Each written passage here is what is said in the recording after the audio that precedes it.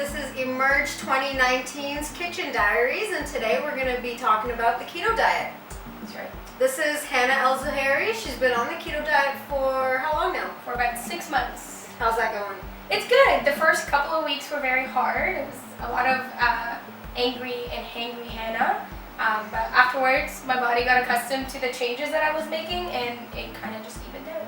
So what can you tell me about some of the ingredients that we've picked up today? So, first thing is a lot of the vegetables. So the keto diet has no fruit in it. The only fruit you can have is berries because they have very low sugar in them. Apples, bananas, oranges, they're all made out of sugar. So those kind of you have to cut out. But the substitute is you eat a lot of vegetables. So peppers, mushrooms, tomatoes, peas, carrots, all of these are good. We've also got some sesame seed, avocado oil, and soy sauce to kind of just add a little bit more zest into the food that we're having today. Now, why avocado oil? Because it's not a typical cooking oil, I think. So avocado is actually avocado oil is one of the best things to cook with. It's healthy, and avocados have really high fat.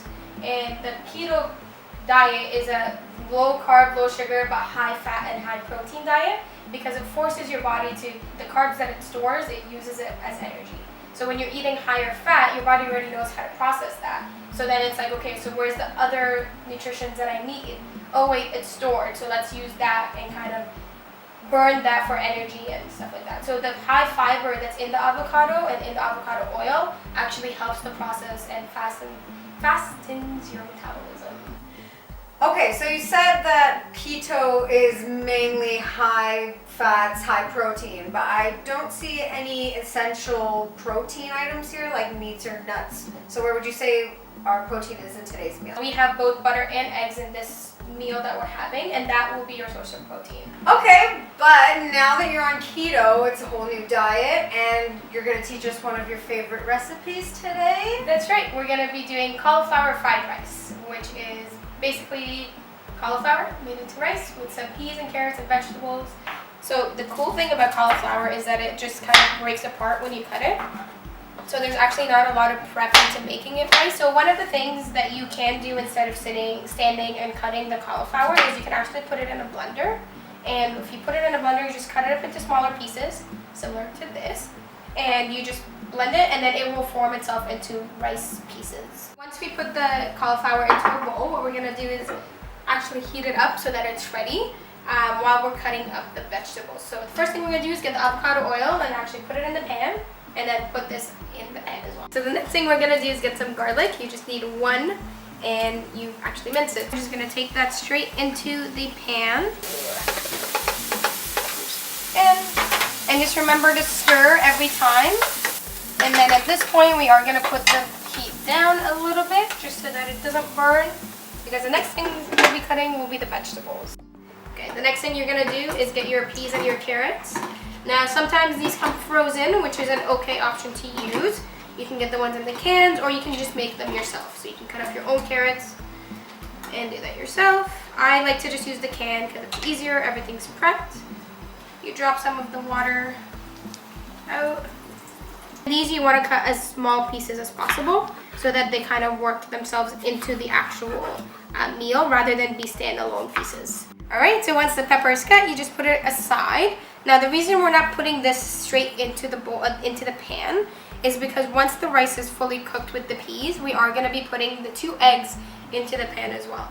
So what we're going to do now is cut up all the mushrooms that we want to put in. Some people do just put the straight sliced mushroom in.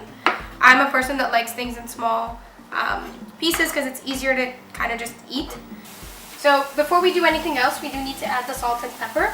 Now this is just, again, it's a very, not everyone likes to have salt on their rice, or pepper for the matter.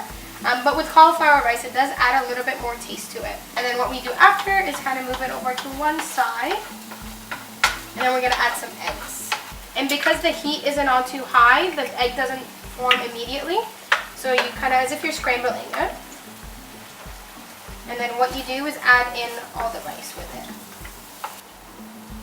And then we'll be adding the peppers and the mushrooms in as well.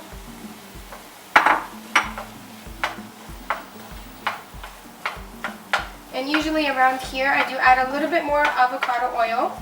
Just add some sesame seeds. this is just something, some people put parsley, some people don't put anything on it. I like the sesame seed because it does give a little bit more of a nice rice feel to it. This is your first time making this alone? This is my first time making this alone. My mom usually helps me with the garlic and a couple of other things. I'm so excited. Okay, well, let's see what you think.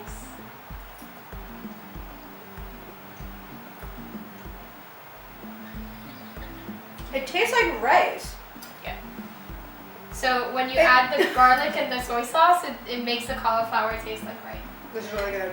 So you guys tune in next time and we will be working on a new diet. So let us know in the comments, or you can let us know through email what diet you want to see next, and we'll figure it out from there. Thanks guys, we'll see you next time.